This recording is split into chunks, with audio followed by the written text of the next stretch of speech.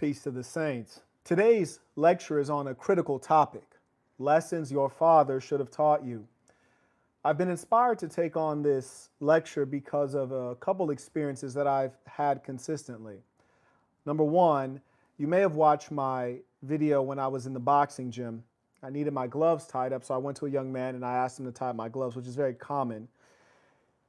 He seemed exceedingly nervous when he was tying up the gloves, and when he finally finished the tie, it was very loose and shabby, weak. Then yesterday, I was in my gym in one of my complexes, and there was a young man there who was hitting the bag.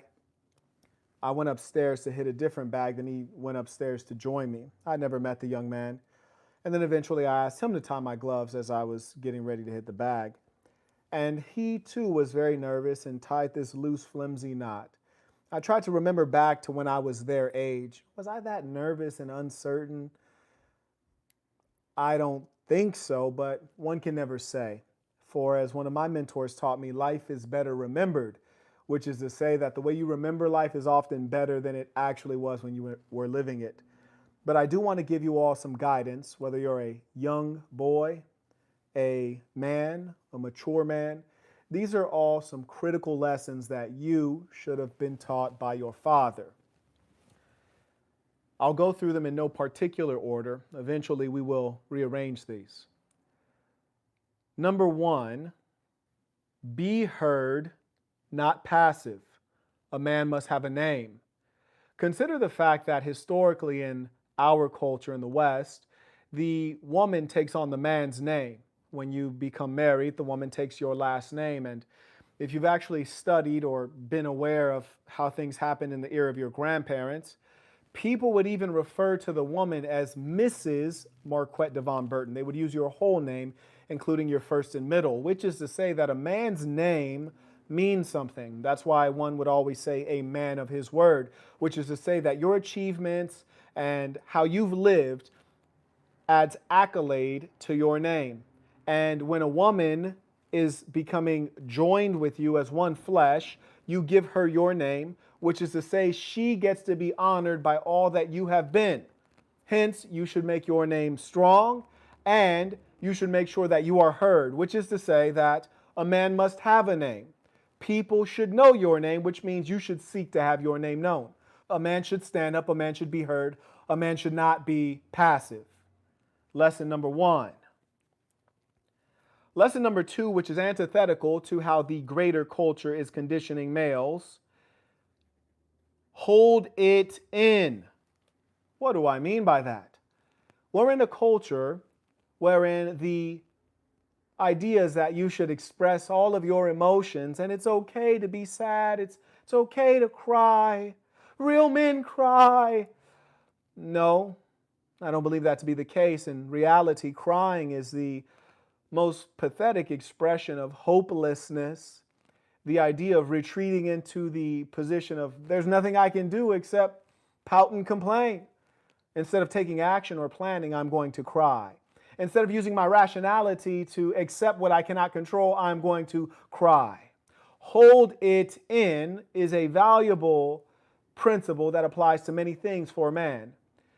Though the prevalent culture in the West would tell you not to hold it in, to express yourself, rather to share your weakness, that is wrong. And even though you would hear a female tell you to do so, are you not aware that if you were to cry in front of a female, that very female who says it's okay to express your emotions, she would share this information with her parents and her family and her friends and probably share a few chuckles and laughs at your expense. A man should be able to compartmentalize, to hold it in, to deal with challenging things. In my book, The Black Box, there is one chapter in which I describe a day that I experienced as a teenager. During that day, I experienced trauma after trauma. And after all of those traumas had been stacked on top of one another, I then had to go onto a stage and perform as though nothing had happened. And I did that. And it's important as a man that you can go forward and deliver the goods no matter what happened to you. It's been said that the mark of a champion is not to perform well, The mark of a champion is to perform well even when nothing's going right. To perform well on the basketball court even when you have an injured ankle. To perform well on the basketball court even when you're exhausted. To perform well in the boxing ring even when you are in pain. Not to complain, but to get the job done. What you are dealing with in the society is a society wherein females are creating the culture. And what you would remember from the lecture last night, which is now exclusive for members at patreon.com/thesaintandthecenter, is women, you mustn't listen to them and take their words at their clear value.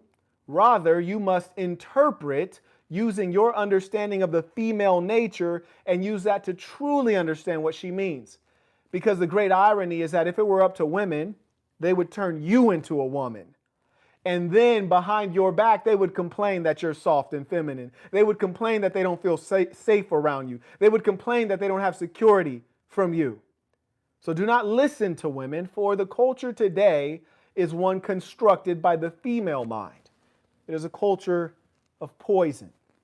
It is a culture that is toxic to the male. It is a culture that actually views masculinity itself as toxic, which is a true pity. Another core understanding that your father should have taught you about dealing with women, for your father is only your father because he was able at some level to be successful with a woman, at least enough to impregnate her. Now, if your father was able to maintain a relationship, then he has even more wisdom to give you. And he should have taught you this key tactic to dealing with a female. For if you're involved with a female, you will encounter many challenges and minor conflicts. An angry woman is something that you will experience repeatedly. The way you deal with and respond to an angry woman will really show the level of man that you are, and it will define the amount of peace you have in your relationship. Your father should have taught you that an angry woman is not diffused by rational discussion nor problem solving, which is to say that an angry woman is an emotional being, a very emotional being. Hence, using rationality and problem solving will not actually get you anywhere. What you should apply to this angry woman are two things, a mixture. Number one, showing that you care about her, but also giving her enough space so that she may have time to reflect. Space and affection. But you should not give her groveling affection, for in this media culture, it has been taught that when the man makes a mistake, he has to go sleep on the couch. When a man makes a mistake, he doesn't get any intercourse from the woman.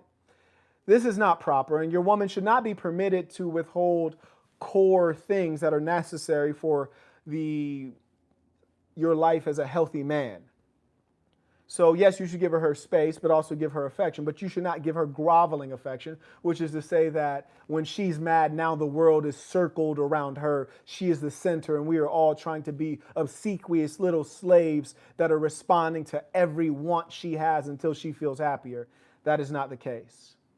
And further, when you become that groveling little toad, then the woman will begin to step all over you and will probably begin to step out on you in search of a real man. Another critical piece, and this is really a sub part of the earlier note around hold it in. A man is one of action, not one of complaint. A man is of action, not of complaint. As I always remind, if there's something you can do that benefits someone else, but it doesn't hurt you, you should always do it.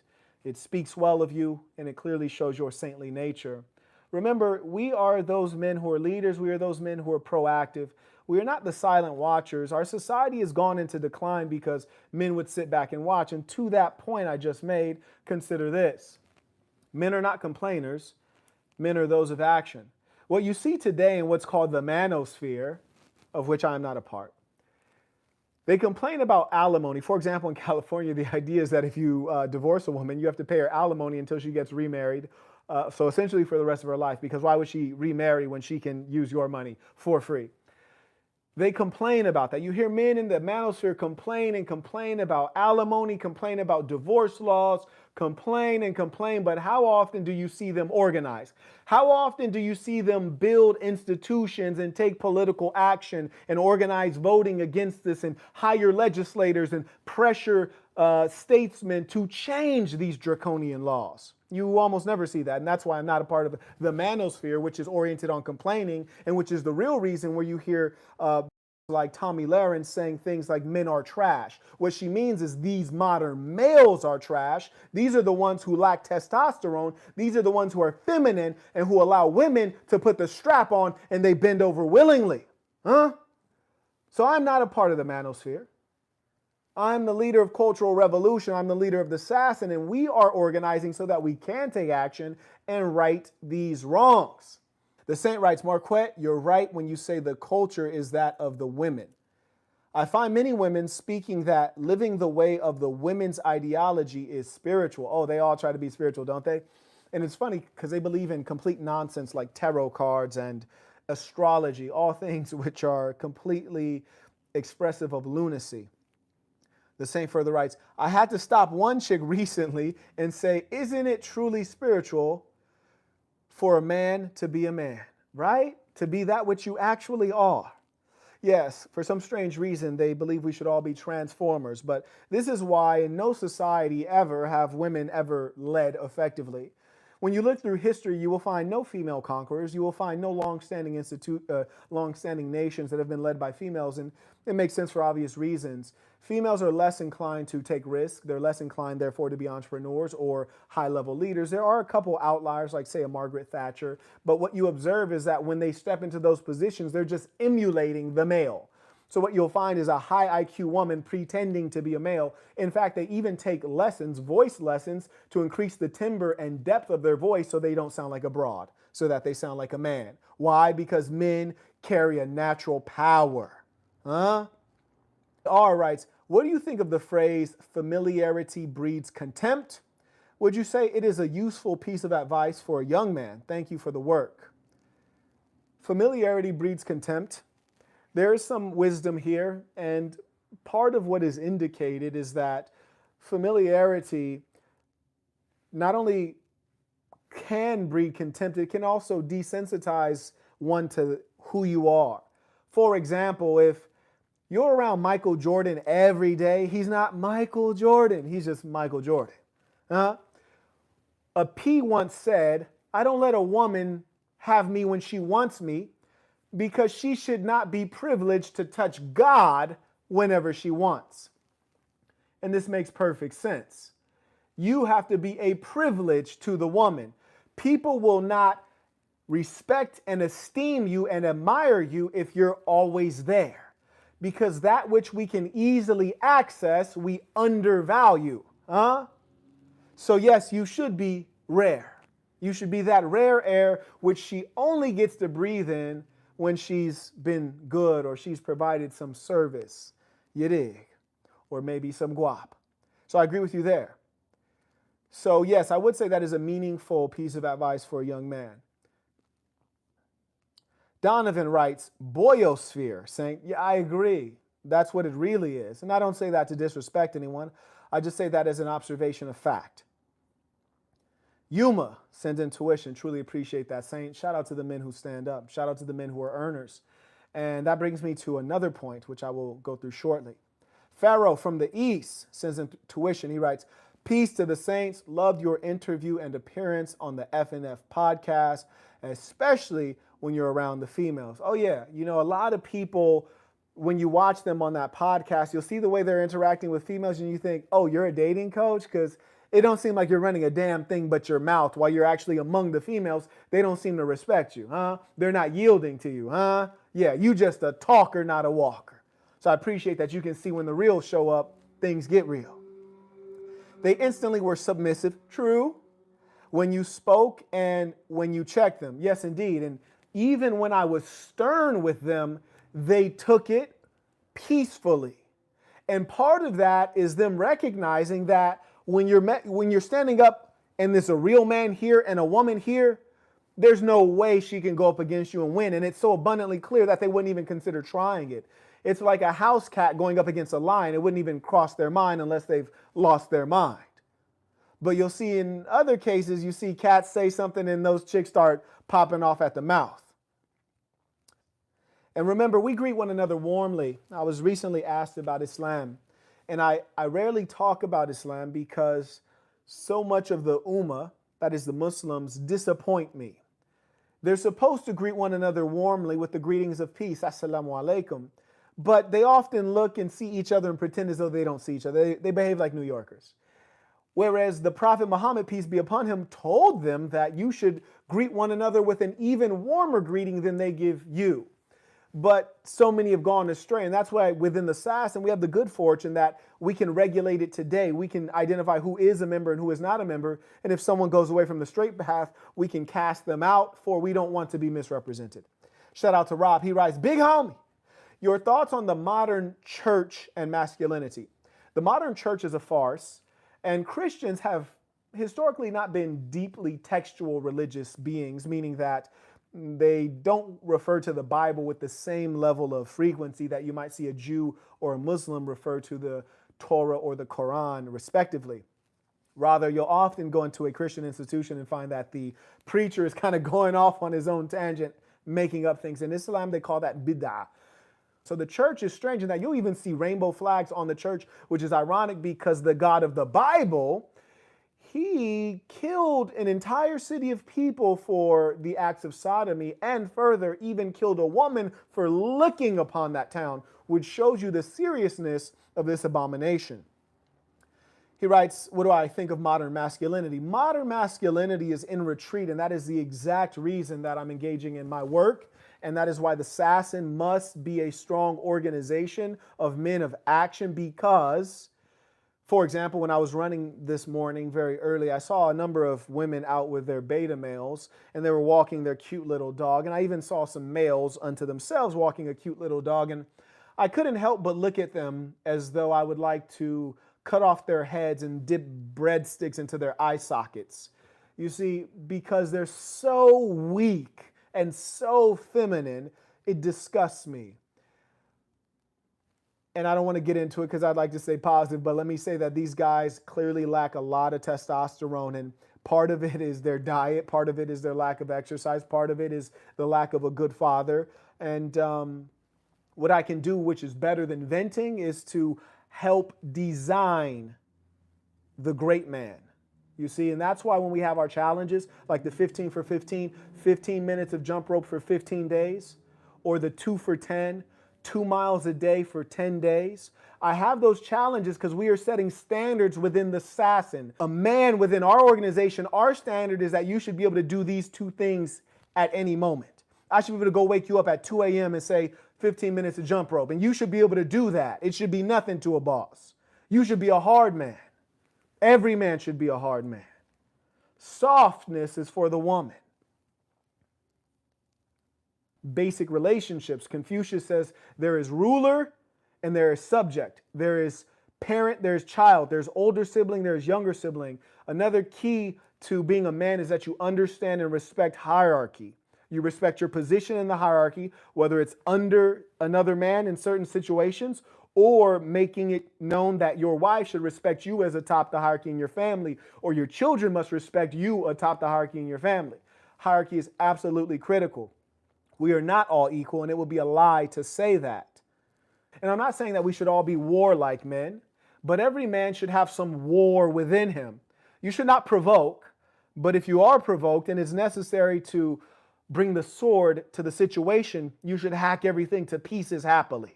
And I further want to give a meaningful note to the men who believe they are short. There was a gentleman yesterday who asked me about being 5'4". Obviously, I'm not 5'4", but what I'll tell you is this. You either have not read my book, The Black Box. The link is in the bio, low-cost ebook. You either haven't read it or you read it and somehow missed this lesson. There's a young man named Joseph Earl, whom I discuss in my book, The Black Box. The gentleman was very small and very short, but commanded great power, social capital, influence with women, and respect and fear of his male peers while being short. read my book and look at that chapter entitled Joseph Earl. By the way, he's a real person. That book is all of truth, nothing made up. I'm using full names, you dig, legal names. This saint writes, these turn the other cheek males who have no backbone and get run by their wives and girlfriends. Oh, absolutely. And these wives and girlfriends are often stepping out on them for a masculine male. He writes, I grew up in the church. Oh, yes, me too. And the funny thing is that often in the choir at the Christian church, you'll find that it's filled with. And, you know, hey, carry on if that's what you do. But it is not. Is it not vile that we should have this book that is of God, and you say God is almighty, and in his book he says this is a vile behavior, yet you would condone this within the house of God? Where are the morals? You see, a man is the one who holds the standards. A man enforces the standards in his family. I used to wonder, and also in my book I talk about my Uncle Jimmy. When I was a boy, I used to wonder, why is Uncle Jimmy so mean sometimes? As a man, I completely understand why Uncle Jimmy had to be mean sometimes, what I would call mean, but really, he's holding the line. He's establishing the standard and the discipline. You see, because if it were up to a woman or a mother, she would let a lot of things slide. The boy would grow up soft and undisciplined. For the women are often undisciplined, you see. When I wake up at 4 a.m. and I go exercise, sometimes my women will come with me. They'll exercise for a little bit, but after a little while, they'll say, I'm good. I keep going. That's the discipline of a man. And they admire it even though they don't exercise that level of discipline. And they're not expected to, for they expect you to be above them. Let a woman beat you at something. I promise you she will keep talking about it and bragging about it because subconsciously she didn't expect to beat you and she didn't think she should have beaten you. And you shouldn't have let it happen. I used to have this one female who was a high school track star. Thin white girl, weighed like $110. And every now and then we'd go running. She had those long legs and she was very light, man. She could just run like the wind. I'm not light and I don't have long legs. But damn it, I ran my ass off because I damn sure did not want to be beaten by her. Believe that. Mr. Cambry writes, is patience a true virtue? Can it become a setback? You should only be patient for things that require patience. You should only be patient for things that require patience. Your child will take 9 months to grow within your woman's stomach. You cannot rush it. Be patient. All other things you should accelerate to your liking. Make the world the one that you want. Patience is trash. Sometimes it's an excuse. Sometimes it's what the weak say. Only a fool would say great things come to those who wait. Great things don't come to those who wait. Great things are earned by those who hustle. Crumbs are left for those who wait. Tony writes, peace to the saints. And by the way, it's good to see familiar faces. He writes, I'm reading the Black Box for the 3rd time. That is a wise man. For any time you get a piece of knowledge that is enriching, consuming it one time is not enough.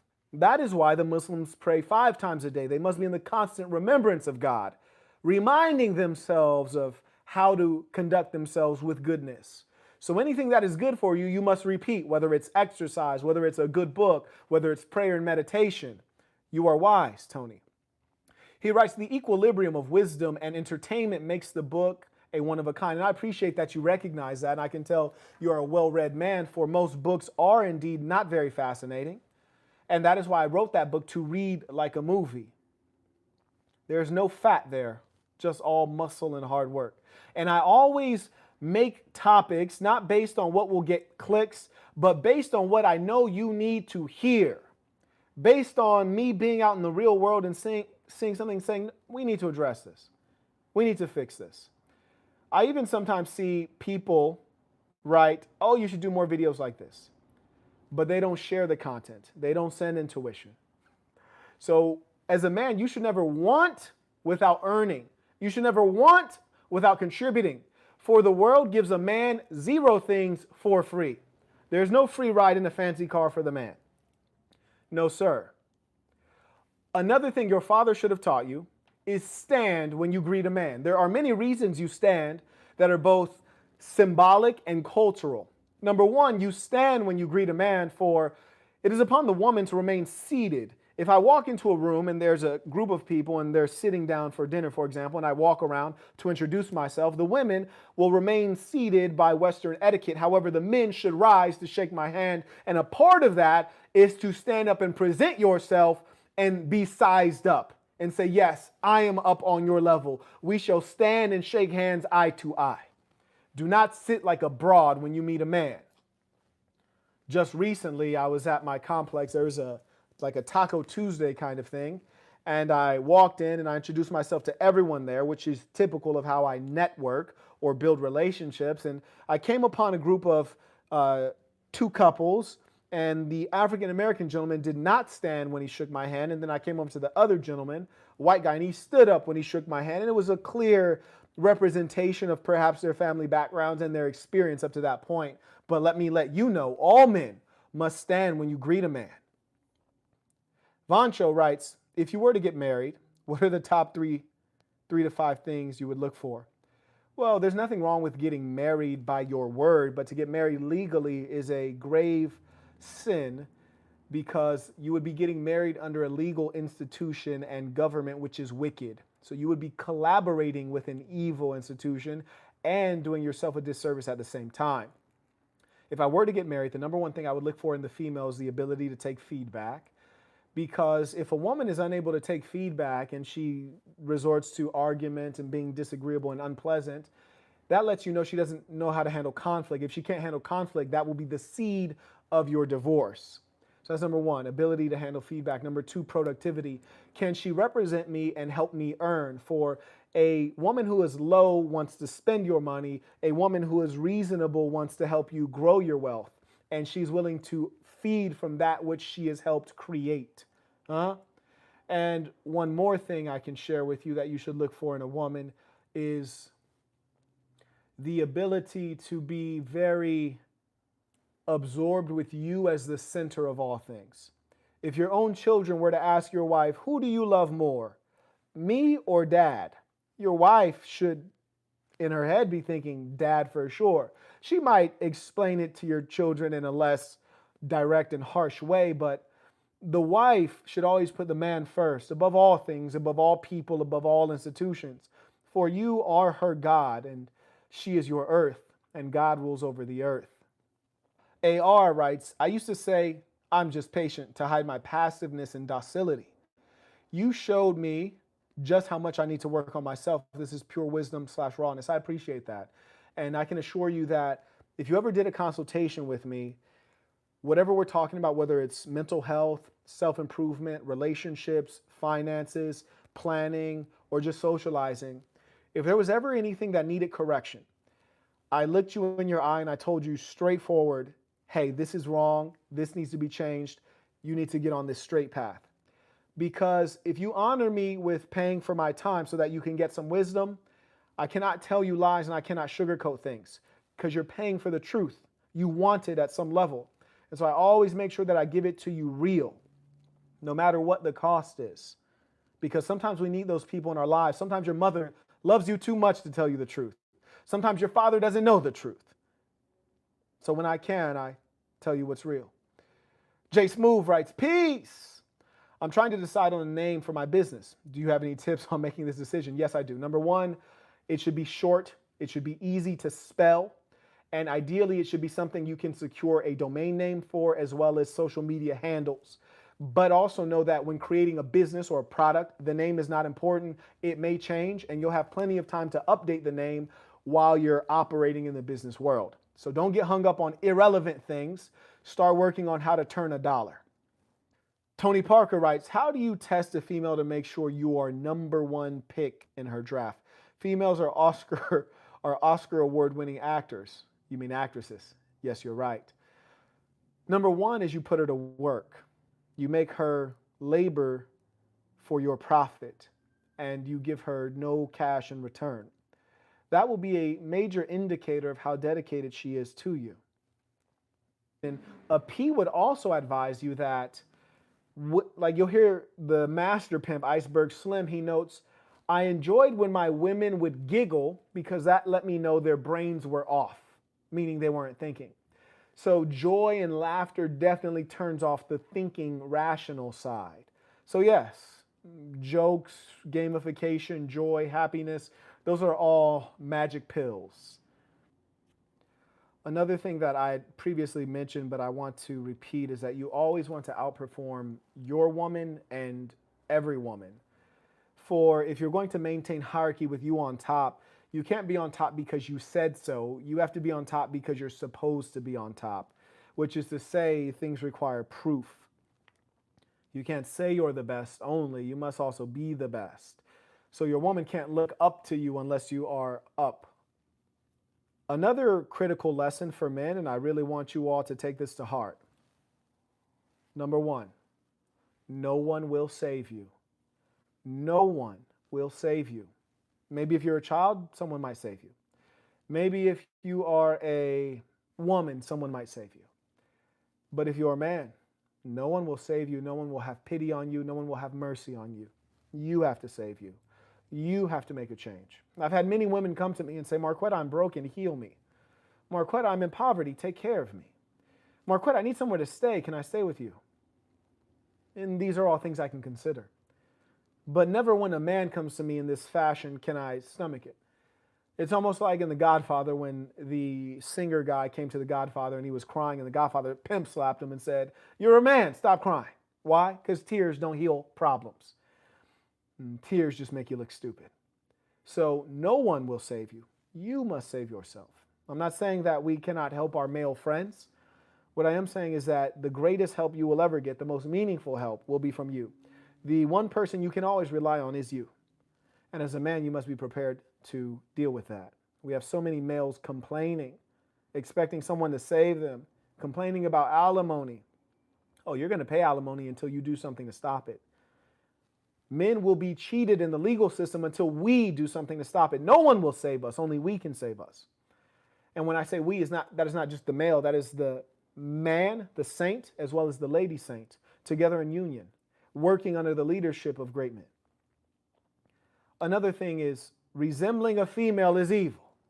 What do I mean? Well, visually, you don't want to look like a, which means you should be working out, making sure that your chest is squared instead of shaped like a female. Secondly, you do not want to have female vanity or focus on irrelevant things. For example, the female's nature is to beautify, whether it's through makeup or all of these things, or even painting of the lips and all these things. These are all female things.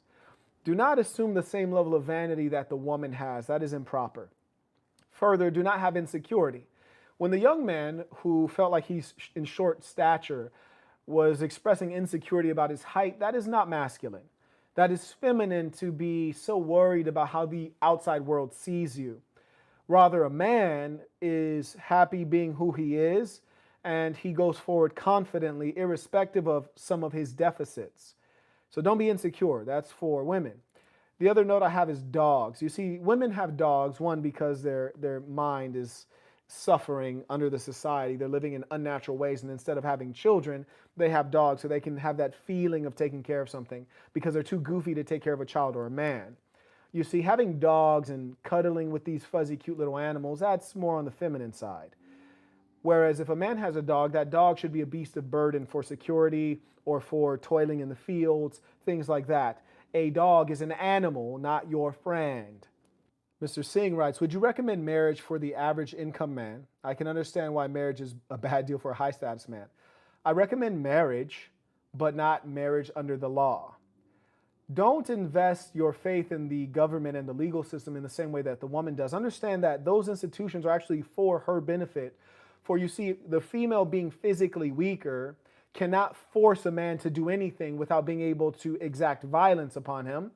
And with her being smaller in stature, she cannot leverage violence. So she leverages the government to enact violence on you and I. And they do that through the instrumentality of the policing system or the prison system or extorting you through the child support system. That is how the woman leverages violence. So she uses the state, the government, as her enforcer. You would be a fool positioning yourself into a legal marriage because there are no benefits for you. Mr. Rashad writes, peace to the saints. I'm currently in college and I'm employed. I'm looking for a side hustle to make more if you have any suggestions. I don't suggest a side hustle. It'd be wiser to increase the profitability of your primary job, for you don't want to dedicate all of your hours to working for someone else. So rather than adding more obligation to your hours, you should add skill to your hours so that you get paid more for the hours you do work. Jamal, baller alert. Shout out to the prosperous saint, you dig? That's what it's about. He writes, I rarely hear you speak about children. What are your thoughts about it, and when shall one do so? Having one child, they have no one to support and interact with, and teamwork makes the dream work. It's easier for the child having a colleague to build businesses with, to be more protected out in the world.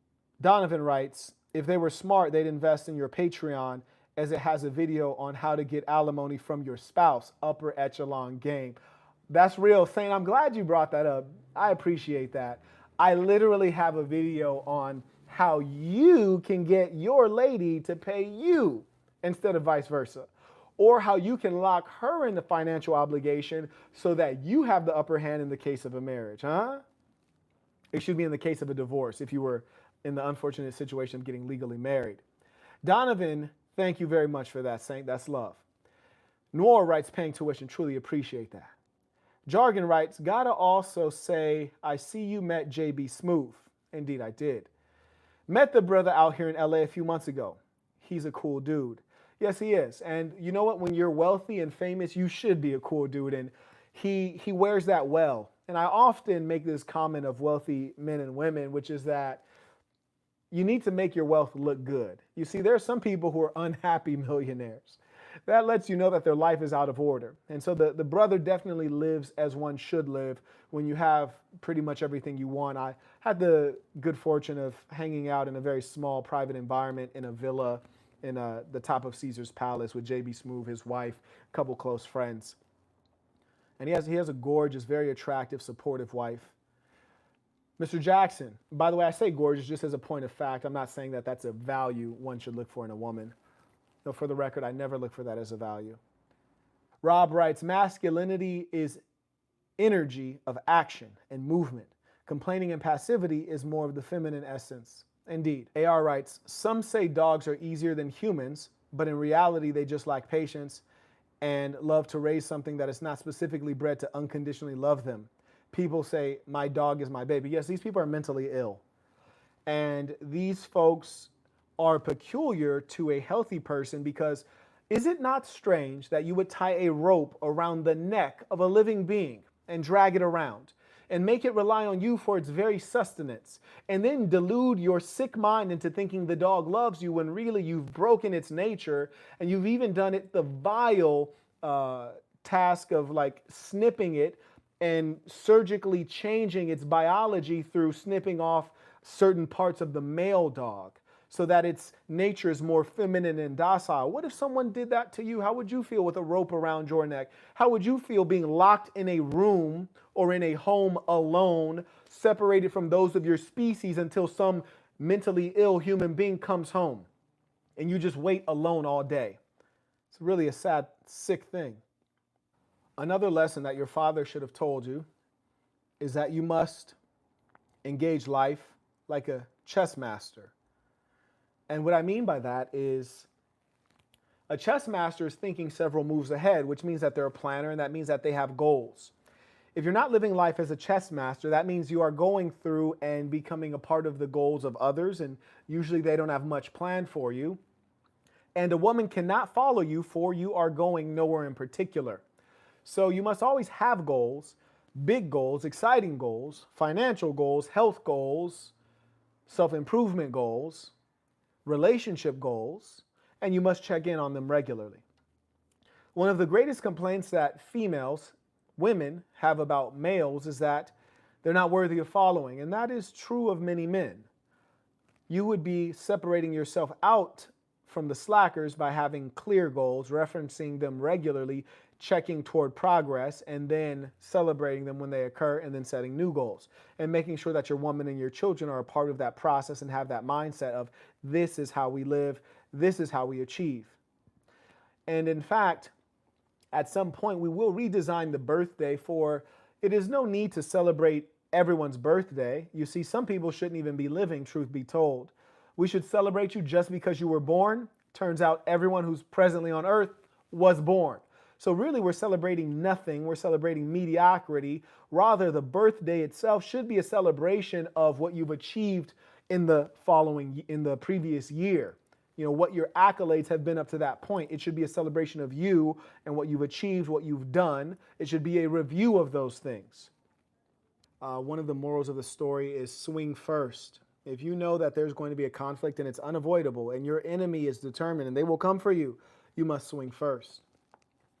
L99 writes, as a man, how important is your network? It's absolutely critical. There's two critical things that lead you to faster success. Number one is people. Number two is places. People, who do you know? Who knows you? Places, what kind of environments do you find yourself in? You know, the club has never led to much, but galas lead to a lot. Chapter 4 is called A Real Family. I discussed the critical foundations of family and why it's really important. As a man, you will be a leader of a family. When you are dating a woman, you should be thinking with family in mind if she's going to be a main woman. Paul writes, what are some daily habits and actions a man should do to properly lead and bring value?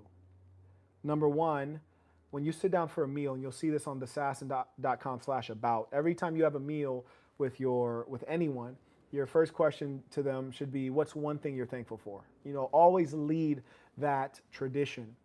And that helps you bring gratitude, get people centered on the idea of gratitude.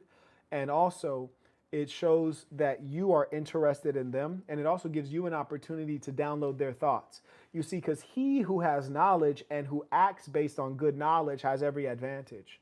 And when you ask people what they're thankful for, if they can't think of anything, that gives you a meaningful piece of knowledge. And if they do tell you what they're thankful for, that also lets you know, hey, if I ever needed leverage with this person, this is the kind of thing I could use to influence them, to make them happy, to gain favor with them. Thank you for that question. The saint writes, I'm 17. What should I focus on most at this age? Not to have vice. Do not drink. Do not drink alcohol, that is. Do not smoke cigarettes. Do not do hookah. Do not do things that destroy you. Limit your vices and use condoms if you're going to be laying down with females. Get in the practice of that. Not to say that if you're taking the female's virginity, you're probably going to want to do that raw. I'm just saying. I'm not going to lie to you. But make sure you don't skeet in her. You know, there's no need to take a chick's virginity with a condom. I mean, that's a waste of some good. I don't recommend wasting high quality. It's rare though. You should read my book because a lot of chicks will try to trick you and say they're virgins when they're really not. In this book, I discuss that and I share my specific experiences as a young man when women were trying to trick me. And I was tricked as a young man. That's why I wrote the book, so that you may have the wisdom and insight that comes from age that you don't have. Baller alert, Tony Parker writes, I just took your wisdom. I hit up a woman I'm dealing with and told her to get me connected with people for modeling. She called me and is now putting me in a group chat to make sure I know the right people. Thank you for your wisdom. And thank you for taking action. The greatest reward you can give me is to deliver the goods, to utilize this knowledge, and to reap the fruits of it, for it will make you happy, wealthy, and wise, and that will benefit all of us. As a successful man, the thing that you want the most is for your friends and family to also be successful. You see, it's no fun to go on holiday and no one else can afford to be there with you. The saint writes, where do I grab the book? There should be a link in the description to buy a low-cost ebook copy if you want a paperback, and I like paperback myself. You see, I've had this one for a long time. You can get one on Amazon.com. This is actually the first version, so the cover on Amazon.com looks a little different. This is one of the first 100 copies. Peace to the saints who have one of these, because these are the originals, and many of these I've actually signed. All right, saints, let us end this the way we always end this, with the Creed of the Assassin. The Creed of the Assassin. I am going to be who I truly am, because I am remarkable, and I am going to strive every moment to show the greatest part of who I am. Until next time, peace to the saints.